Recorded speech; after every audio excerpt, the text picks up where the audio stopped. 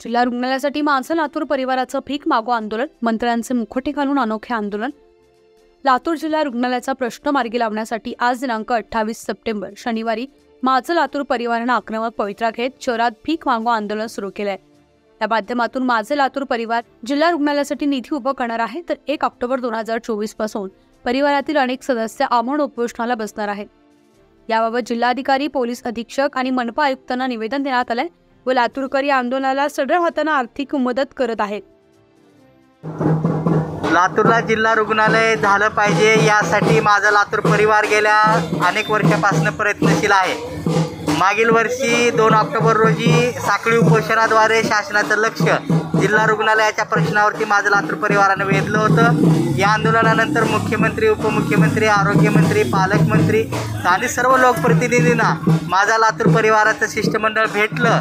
त्यानंतर राज्य शासनाच्या वतीने लातूरच्या जिल्हा रुग्णालयासाठी जी जागा कृषी विभागाची 10 एकर जागा मंजूर करण्यात आलेली आहे, या जागेसाठी जो काही निधी लागणार आहे 3.5 कोटीचा, हा निधी देण्यासाठी एक राज्य शासनाच्या वतीने अध्यादेश काढण्यात आला होता।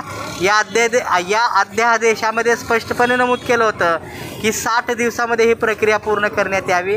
आरोग्य विभागाने हा जो काही निधी आहे तो कृषी विभागाला द्यावा आणि लातूरचं जिल्हा रुग्णालय या ठिकाणी बांधण्यात यावं। परंतु राज्य शासनाच्या वतीने ही 60 दिवसाची मुदत झाली, त्यावरून 30 दिवस उलटून गेले तरी हा निधी अद्यापर्यंत मिळालेला नाही। आरोग्य विभाग म्हणते आमच्याकडे पैसे नाहीत, टप्प्याटप्प्याने पैसे दिले जातील, मग जिल्हा रुग्णालय कधी होणार?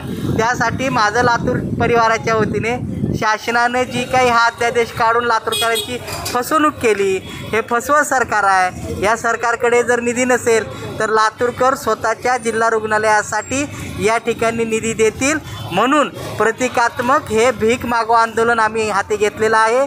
शासनाला या माध्यमातून आम्ही विनंती करतोय की लवकरात लवकर जिल्हा रुग्णालयाचा निधी वर्ग करून लातूरला जिल्हा रुग्णालय उभारण्यात यावं। न्यूज 15 मराठीसाठी असलम शेख, लातूर।